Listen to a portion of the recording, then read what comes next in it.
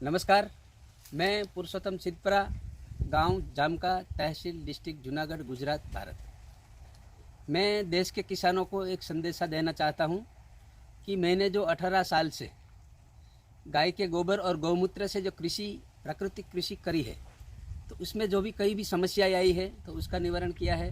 रासायनिक खाद और फर्टिलाइज़र की जो समस्या थी उसका भी निवारण किया है। आज ये आप देख रहे हैं, ये हमारी पूरी जैविक 18 साल से जैविक कृषि का जो माहौल है उसमें 3 साल से ये अमरूद लगाए हैं। तो आप देख सकते हैं कि इतनी मात्रा में ये जो अमरूद है वो लगे हुए हैं।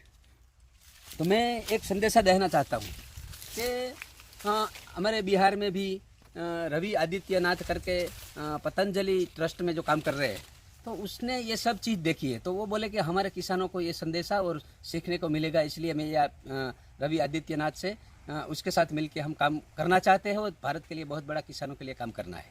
तो ये जो कृषि देख रहे हैं, तो हमने सोचा कि भाई गाय अपने आंगन में रख के गाय के आधार पर कृषि करें।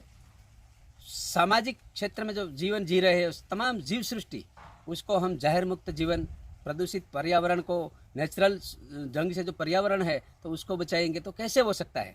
तो ये हमने एक पहला नाम दिया है गाय आधारित कृषि। इससे पहले गाय अपने आंगन में, इसके बाद ये पूरा भारत है, इसके जो मानव संस्कृति है वो जहर मुक्त जीवन कैसे जिए।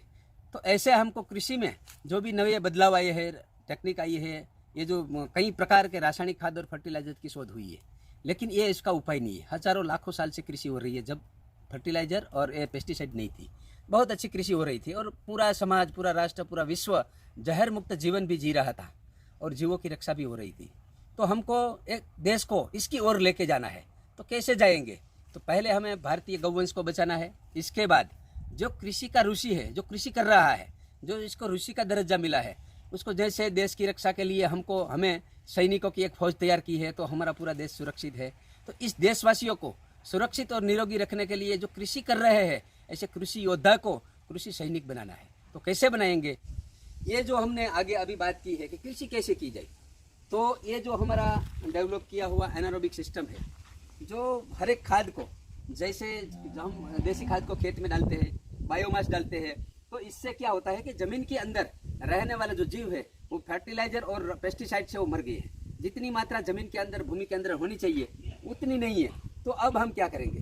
तो इसको जो भी खाद डालेंगे तो उसको खाने के बाद वो अपना लव्य स्वरूप बनाएंगे, प्रवाही स्वरूप बनेगा, तब कोई भी पौधा इसका खुराक ले सकता है। तो वो अभी खेत के अंदर जो पूरे भारत की कृषि का बदलाव आ गया है, जितनी मात्रा में जो प्रोसेस करने वाले जो जीव है उसकी कमी आ गई है। इसलिए हमने एक गाय का गोबर, गौमूत्र, गुड़, चावल का धोया पानी और गाय की छाछ, वो 5 चीज़ डालते हैं। इसके बाद ये जो 5 क्यूब मीटर का प्लांट है, आउटपुट में 5 क्यूब मीटर हर रोज प्रवाही स्वरूप में जो खाद देता है, एकदम बिल्कुल प्रवाही और लव्य स्वरूप में 100 से ज़्यादा एलिमेंट के साथ जो डाला हुआ गोबर है वो ऐसा प्रवाही खाद बना के देता है। वो ड्रिप इरिगेशन के जरिए पूरे खेत में जाता है। इसकी विस्तृत जानकारी के लिए हम आगे भी आपको वीडियो और मार्गदर्शन देंगे।